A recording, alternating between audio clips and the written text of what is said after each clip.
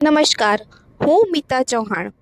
વડનગરની ધરોહરને ઉજાગર કરી અને વડનગરની પોળો વિશે આવનારા તમામ પર્યટકોને માહિતી પૂરી પાડવા માટે આજે મેં એક નવી સફરની શરૂઆત કરી છે. વડનગર. વડનગર એટલે ઐતિહાસિક નગર અને આ નગરમાં આવેલા ઐતિહાસિક સ્થળો જેવા કે વર્ષો જૂના પ્રાચીન દાદા હાટકેશ્વરનું મંદિર, બૌદ્ધ મોનેસ્ટ્રી, કીર્તિ તોરણ, જૈન હાથી દેરાસર સહિત વડનગર નગરની પોળો જેમાં અતિ પ્રાચીન મકાનો આવેલા છે. આ નગરની યોગ્ય અને રસપ્રદ માહિતી પૂરી પાડી વડનગરની ધરોહરને લોકો સુધી પહોંચાડવા માટે હેરિટેજ વોક કરીને યોગ્ય માર્ગદર્શન પૂરું પાડીશ અને ડિસ્કવર વડનગર તરીકે આ ક્ષેત્રે એક નવી સફરની શરૂઆત દાદા હાટકેશ્વરના ચરણોમાં નમન કરી અને તેમના આશીર્વાદ સાથે શરૂ કરી રહી છું. નમસ્કાર મિત્રો. વડનગર એટલે એક ઐતિહાસિક અને પૌરાણિક નગરી છે જ્યાં સ્વયંભૂ હાટકેશ્વર મહાદેવ બિરાજમાન છે, જ્યાં સંગીતની બે બેલડી બહેનોની જોડી તાના અને રીરીની સમાધિનું સ્થાન પણ છે, જ્યાં બૌદ્ધ મોનેસ્ટ્રી જેવું ઐતિહાસિક પ્લેસ પણ આવેલું છે. કહી શકીએ કે ઐતિહાસિક ધરોહર એટલે કે આ વડનગર, જ્યાં એશિયાનું એક મોટું મ્યુઝિયમ પણ બનેલું છે, જેને લઈને અત્યારે એક વર્ષ પૂર્ણ પણ થયું છે. આ વર્ષ પૂર્ણ થતાની સાથે જ વડનગરની અંદર પણ મ્યુઝિયમ ઓથોરિટી દ્વારા એને ઉજવવામાં પણ આવ્યું હતું, જેવું પણ અમને જાણવા મળ્યું હતું. વડનગરની જો વાત કરીએ તો પ્રવાસીઓને આકર્ષવા માટે ગુજરાત સરકાર, ભારત સરકાર અથાગ મહેનત અને પરિશ્રમ સાથે અહીંયા પ્રવાસીઓને આકર્ષવાના કાર્યો કરી રહી છે. વડનગરની ધરોહર ઉપર ક્રિકેટરો, નેતાઓ, સામાજિક કાર્યકરો સહિત દરેક લોકો દેશ અને વિદેશમાંથી પણ અહીંયા આવીને આ વડનગરની ધરોહર વિશે વાકેફ થતા હોય છે. પરંતુ ક્યાંય ને ક્યાંય જોઈએ તો વડનગરની તમામ ધરોહરને લઈને કોઈને કોઈ જગ્યાએ પ્રવાસીઓની અંદર યોગ્ય માર્ગદર્શન પહોંચે એ હેતુથી વડનગરની એક દીકરીએ અત્યારે એક ડિસ્કવર ગાઈડ તરીકેનું કાર્ય શરૂ કર્યું છે. તો આ તમામ વિગતો આપણે એમની જોડેથી જાણીશું. આ દીકરીની જોડેથી તમામ વિગતો લઈશું અને આવનારા પ્રવાસીઓની અંદર આ દીકરી એ વડનગરની ધરોહરને ઉજાગર કરશે અને ખાસ કરીને એ શું ઉજાગર કરવા માગે છે એ પણ એમની જોડેથી જાણીશું. તો આપણી જોડે અત્યારે જોડાઈ ચૂક્યા છે વડનગરના મિતાબેન ચૌહાણ. તો મિતાબેન, શું કહેશો વડનગર વિશે શું કહેવા માંગો? વડનગર એ છે કે મારી જન્મભૂમિ છે અને પ્લસ વડનગરને પ્રવાસીઓ જે રીતે નજરથી જોવે છે એની સાથે હું એમને મારી દ્રષ્ટિએ વડનગર દેખાડવાનો પ્રયાસ કરવા માંગી રહી છું. ખાસ કરીને તમે શું દેખાડવા માટેનો પ્રયત્ન કરવા માંગો છો? મારો જે વ્યૂ છે કે હું પ્રવાસીઓને શું દેખાડવા માંગુ છું તો એવું કહી શકું કે જે લોકો મોસ્ટલી આવે છે તો બાકી જે પ્લેસીસ છે કે જેમ કે કીર્તિ તોરણ છે, હાટકેશ્વર ટેમ્પલ છે અને મ્યુઝિયમ છે, તો એ લોકો જોવે જ છે. પ્લસ મારે એની સાથે એ દેખાડવું છે કે અહીંયા વડનગરમાં અલગ અલગ પોળો છે, જે આપણો માર્કેટ વ્યૂ છે અને પોળો ઉપર હું ખાસ ફોકસ કરવા માંગુ છું કે જે જૂના ઘરો અને હવેલી છે, જેમ કે પથ્થરની હવેલી અને લાકડાની હવેલી, તો હું એ લોકોને એ દેખાડવાનો પ્રયાસ કરી રહી છું. ખાસ કરીને આનું નોલેજ તમને ક્યાંથી મળ્યું? કારણ કે તમારી ઉંમર હજી એપ્રોક્સી થોડી નાની છે, વડવાઓની આ ઐતિહાસિક ધરોહર છે, નોલેજ કેવી રીતે લીધું? મેં પહેલાં જ કીધું કે ફર્સ્ટ મને કે આ મારી જન્મભૂમિ છે એટલે મને થોડું ઘણું એનો આઈડિયા હતો.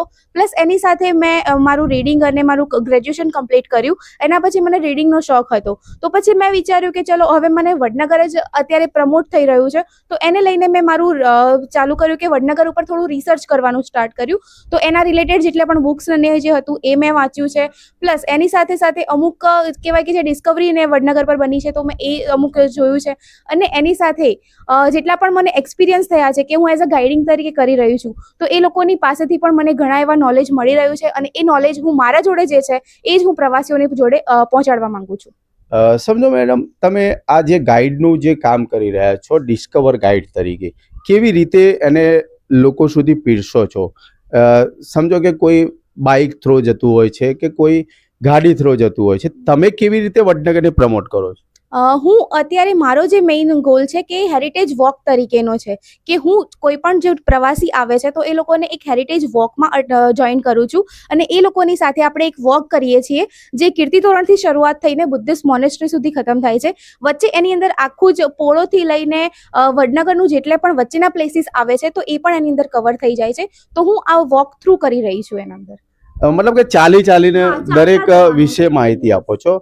ખાસ કરીને અહીંયાના કયા કયા વિષયો પર, મતલબ કે કયા કયા પ્લેસ છે એ તમે અત્યારે ગાઈડ કરી રહ્યા છો? હું મોસ્ટલી દરેક પ્લેસ પર મેં ગાઈડ કરેલું જ છે, પણ હું જેમ કહું છું કે હેરિટેજ વોક છે તો મેં કીધું કે કીર્તિતોરણથી ચાલુ થાય છે તો કીર્તિતોરણથી પછી બધા જ પ્લેસ અંદર કવર થાય છે, જેમાં શર્મિષ્ઠા લેક આવી જાય, આપણું આર્ટ ગેલેરી આવી જાય છે, વડનગરના માર્કેટ્સ આવી જાય છે અને જે પોળો જે અંદરની બાજુ છે તો એ પોળો અને હાથી દેરાસર એ પણ આવી જાય છે.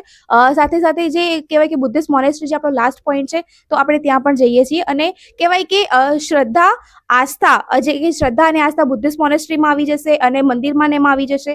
શ્રદ્ધા અને આસ્થાની સાથે સાથે વડનગરની ધરોહરને ઉજાગર કરવાનું કાર્ય આ દીકરી તરફથી કરી રહી છે. ખાસ કરીને બેન કહીએ તો અત્યારે નોલેજ તો તમારી જોડે પૂરતું આવી ગયું છે, પરંતુ અહીંયા જે પર્યટકો આવશે એ દરેક અલગ અલગ આવશે. તમે કઈ કઈ લેંગ્વેજમાં એમને ગાઈડ કરશો? હું અત્યારે ગુજરાતી, હિન્દી અને ઇંગ્લિશ ત્રણેય લેંગ્વેજમાં એ લોકોને પ્રોવાઈડ કરી શકું છું નોલેજ જે છે એ. અને એ લોકો જે આવે છે તો અલગ અલગ લેવલના કે એજના પણ આવે છે કે ચાઇલ્ડિશ પણ છે, યંગ પણ છે અને સિનિયર સિટીઝન પણ છે. તો એ લોકોને પણ મારી પાસે પ્રોવાઈડ કરવા માટે સ્ટોરી ટેલિંગનો જે કહેવાય કે એક કલા છે મારી પાસે, તો એ પણ અલગ અલગ રીતે હું કરી શકું છું કે બાળકોને કેવી રીતે આપણી ધરોહર સમજાવી, યુથ છે તો એ લોકોને કેવી રીતે એક્સપ્લેન કરવું અને સિનિયર સિટીઝન છે તો એ લોકોને કેવી રીતે પ્રોવાઈડ કરવું એ હું કરી શકું છું.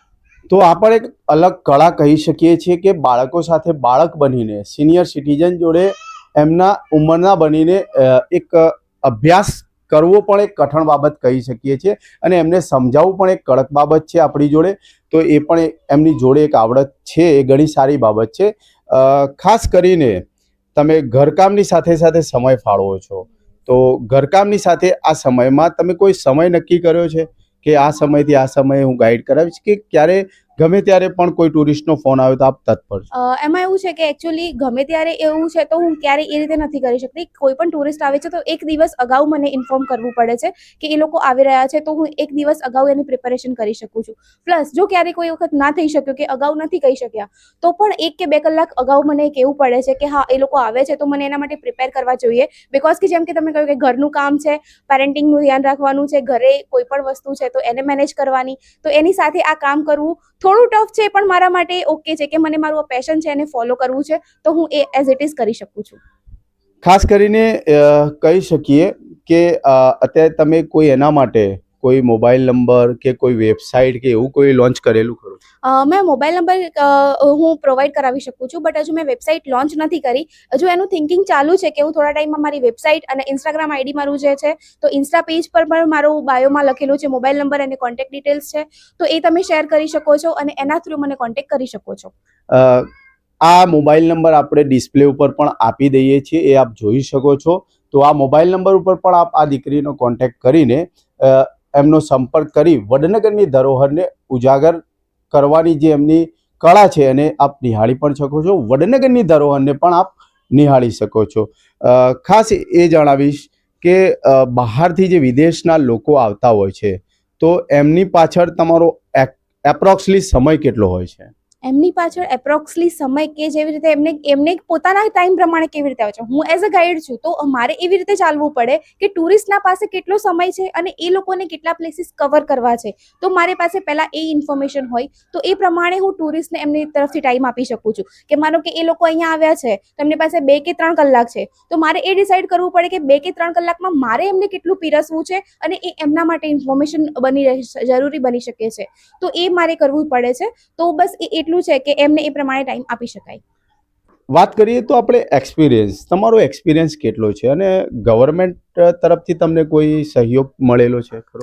ઓકે, તો મારો એક્સપિરિયન્સ હું કહી શકું કે મને 3 વર્ષ જેવો એક્સપિરિયન્સ છે કે મારું લાઇસન્સ મિનિસ્ટ્રી ઓફ ટુરિઝમ તરફથી મળેલું છે અને ગવર્મેન્ટ તરફથી સહયોગ એ પ્રમાણે મળી શકે કે ગુજરાત ટુરિઝમ જે છે તો એમના તરફથી આવતા ક્યારેક મોસ્ટ ઓફ ધ જે ગેસ્ટ હોય છે તો એ લોકોને પણ મેં અટેન્ડ કરેલા છે, તો એ લોકો તરફથી મને સહયોગ મળે છે, તો એ કહી શકાય કે હા એમનો સપોર્ટ મને છે. બાકી જે પણ કંઈ બી છે એ હું મારી રીતે કરી શકું છું.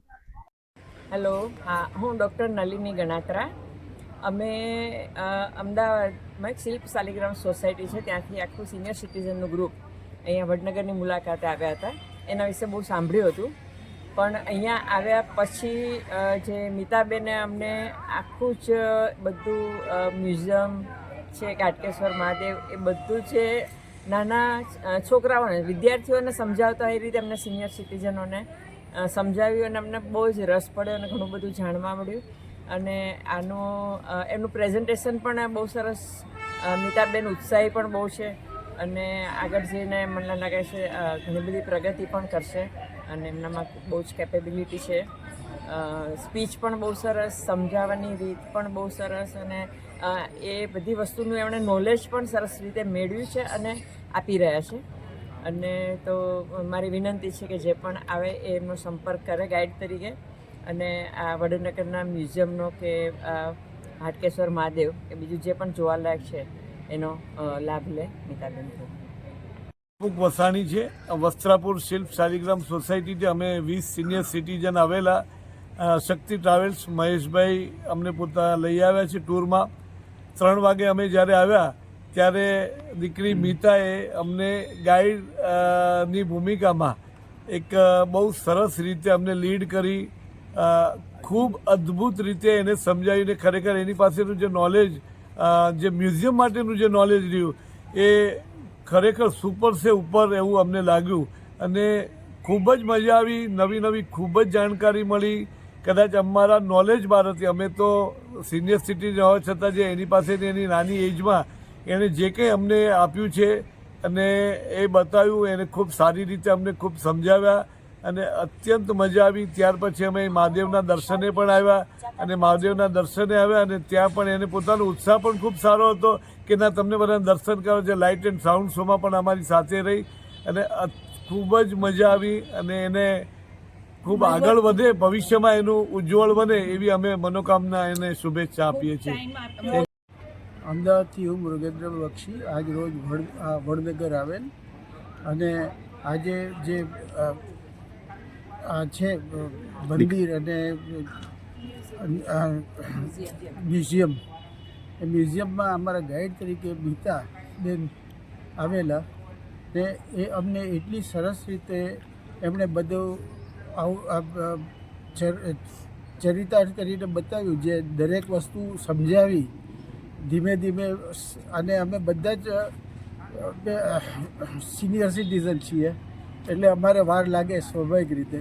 એણે ધીરજથી કોઈ પણ ઉતાવળ વગર અમને બધું જ સમજાવ્યું, અતથી ઇતિ, અને અમને ખૂબ સંતોષ છે એની માટે અને દીકરીને આશીર્વાદ આપીએ અમે. બહુ સરસ. તો આ દીકરી હવે વડનગરની ધરોહરને ઉજાગર કરશે અને લોકો સુધી આ વડનગરના ઇતિહાસને પીરસવાનું કામ કરી રહી છે.